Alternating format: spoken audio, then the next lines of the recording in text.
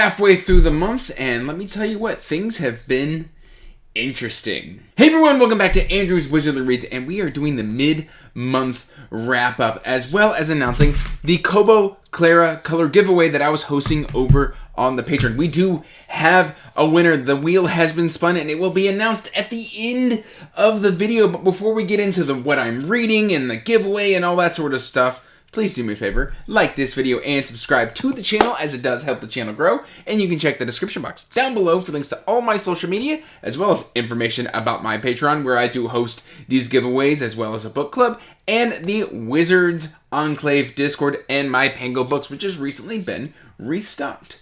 With all of that out of the way, you might be noticing, hey, this camera angle looks a little bit different. Well, since setting all of this up, I haven't really played with angles or anything like that, and I kind of like the idea of having my desk in frame. So let me know what you think in the comments down below if you like this new setup, if you like the wider shot. It does force me to keep my desk a little bit on the cleaner side. And with that out of the way, it has been an interesting reading month, because essentially I think I finished, technically speaking, like 5 books so far this month. And I say that because I had 2 carryovers from last month, that being All Systems Red by Martha Wells, which is the first Murderbot book, and Beware of Chicken number 3, which I finished both of those on the first day of the month of May. And what did I think of them both? Well, I loved Beware of Chicken 3, so much so that I dived right into Beware of Chicken 4, and All Systems Red, I think I'm done with Murderbot. Like, that was enough of an experience with Murderbot, and I've heard you in the comments, you're like, oh, you gotta read the first 3, it's kind of like it's its whole novel, and I just have no care and or want to do that. It was perfectly fine. I didn't find it particularly engaging and or funny. It just didn't really do anything spectacular for me, and I don't know if I necessarily like the idea, like if you're going to sell me a book of a specific length, such as Murderbot, which is a novella, and then tell me that in order for it to feel like a cohesive story, I have to read all 3, like I would much prefer something like the Anthony Ryan Seven Swords trilogy, where it's just like, oh, each book is its own self-contained adventure and feels complete on its own, but as a whole tells a wider story. I don't know, like I didn't get that feeling from Murderbot. I have no want and or need to continue. It felt like Murderbot's story is basically done.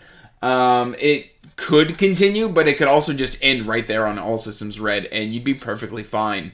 So that's, I think, what I'm going to do. I have no desire to continue. But I did do Beware of Chicken 4, which I had only planned to do Beware of Chicken 3 this month. I love this series so much that I just plowed right on through it. The entirety of Beware of Chicken, where I'm currently at, I'd have to give the series rating an A. Between 3 and 4, I would probably give those both like B pluses to A minuses. There's just certain things that I loved and certain things that I didn't necessarily feel was absolutely necessary or could have been explored in a different way. There's some ancient flashbacks in 4 where that, while good, also break the momentum of the current timeline.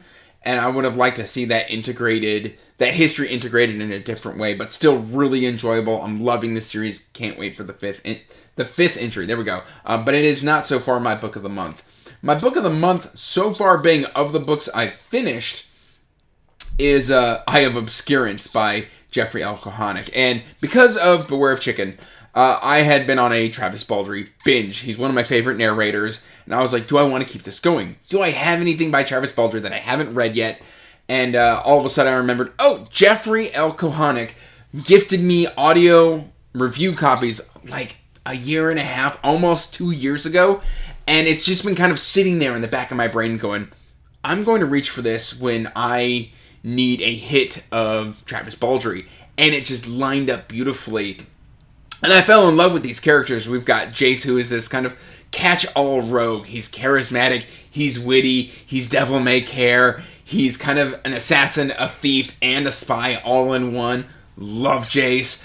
I love Rock, who is this hairless dwarf who is kind of lost in this world in the above ground. I love Roa. Roa is this kind of coming-of-age character who has like acrobatic skills, but at the same time, she's got this revenge that she is seeking. And then we've got kind of these wizards who have become kings, and this really interesting kind of fantasy world that is kind of geared towards and sold to like lovers of the like late 80s, early 90s style of fantasy. They just scratched that itch for me. I loved Fate of Wizardoms by Jeffrey Alcoholic, specifically that like I made it so that my patrons were picking my TBR next month, and I'm like, you know what, like the one book I'm doing for me is Balance of Power, Fate of Wizardoms #2. I'm reading that even though my patron didn't pick it. I need that for myself. I really, really enjoyed that reading experience. And then there's everything else that I'm reading. Specifically, let's talk about this. So I wanted to read Four Past Midnight by Stephen King. And then, like, my brain went, that's too long. We're just going to read the first one, which the first novella in this collection, if you want to call it a novella, is The Langelers. Now, The Langelers, for some reason, I'm having wild deja vu with. Like, it just feels so incredibly familiar to the point where it's like almost hauntingly familiar, and it's kind of pulling me out of the story because my brain keeps giving me the next plot point. I don't have a conscious memory of having watched The Langelers and or ever read The Langelers, and so the fact that I'm having this deja vu is really pulling me out of the story. It's kind of freaking me out a little bit. So I've kind of put this off to the side for now. And I don't know if I'm going to finish The Langelers, because obviously at some point I've consumed the story and then forgot about it. So I might do the other 3 novellas.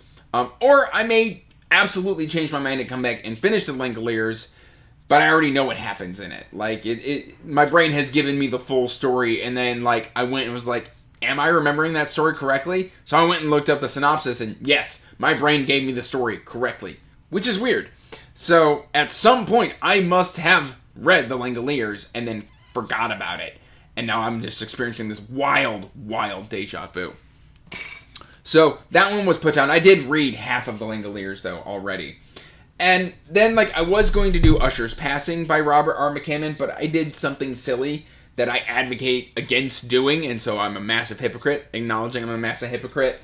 And I bought a special edition from Levidian Press of Gone South by Robert McCammon. And I was just like, why? Oh, why? It was an impulsive thing. I pulled the trigger. I got it for less than retail. It's signed. It's illustrated. It's got, like, this really awesome slipcase that's, like, leather bound.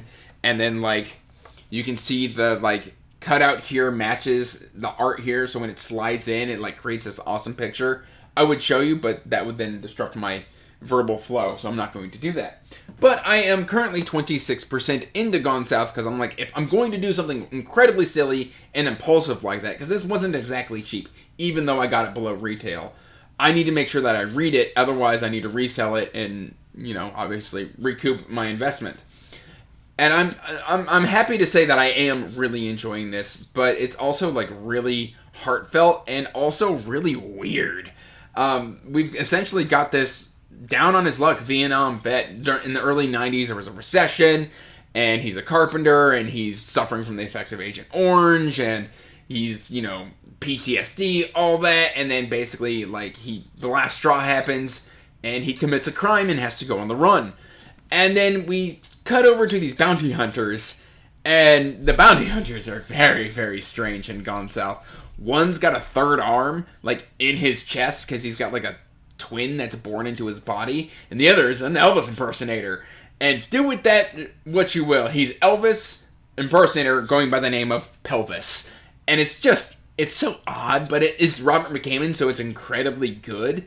And right now, I'm really enjoying my time with Gone South. Right now, if I have to rank it at the time of recording at 26%, I would probably give this a B+ to an A-. So I am having a good time with it. And then, of course, we've got Rise of the Automated Empire by Dennis M. Myers. At the time of recording, I'm currently 46% into this. I am reading this eyes only because there is not an audiobook. And let me tell you what, this is something that's really, really intriguing. Because it's set in, I think it's like the year 3300 or the year 3400. It's in the distant future.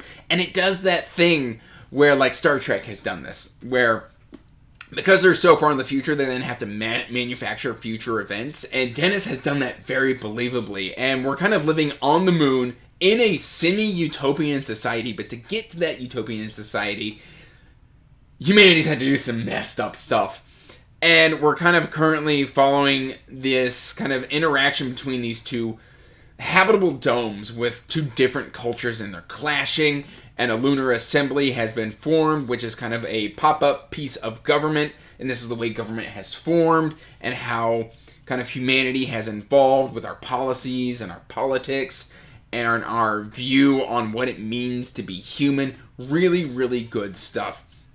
And then also we've got a spaceship, which my main critique on this is I wish we were getting more of the spaceship in the first half of the book. Because looking over the synopsis of the series, it looks like the spaceship kind of features more heavily, and instead, in the first half of this book, it's only been featured like 2 or 3 times, and it's very light chapters sprinkled throughout, and we're kind of dealing with politics more than we're dealing with any sort of action.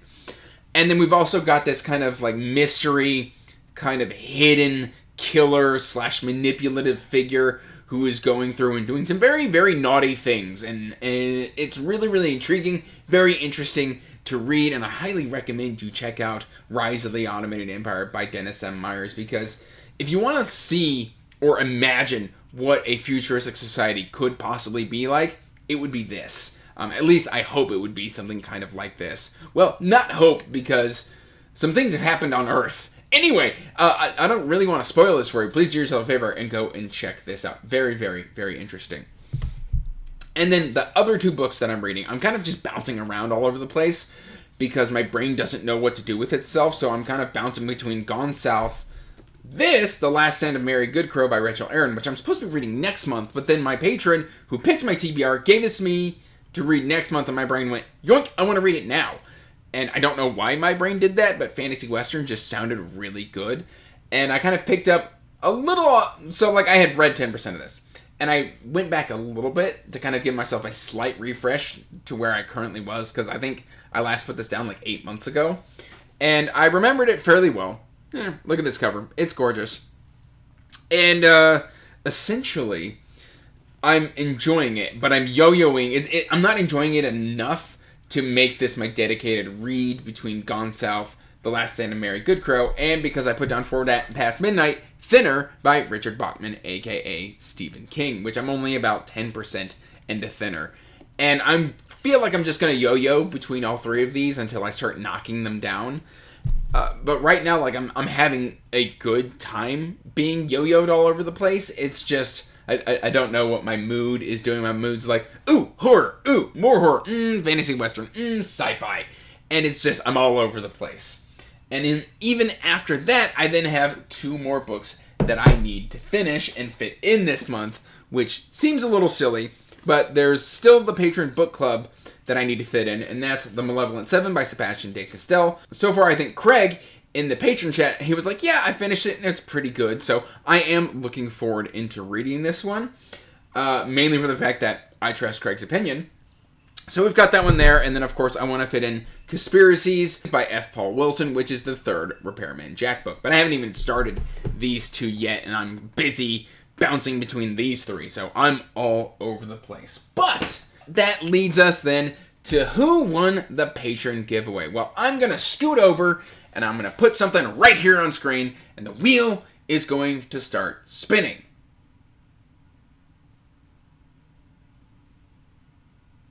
And it's going to give us our winner, who is Bandito. Congratulations to Bandito.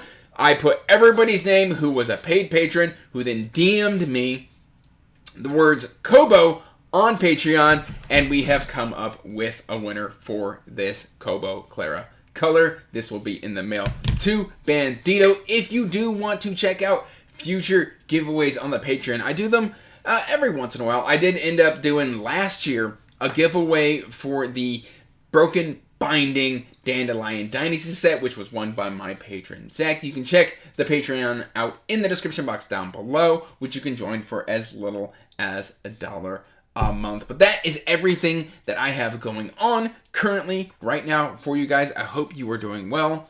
Till next time, peace out. Stay magical. Bye. And as always, I want to give a huge thank you to my patrons. Thank you for supporting my passion and my hobby. it means the world to me.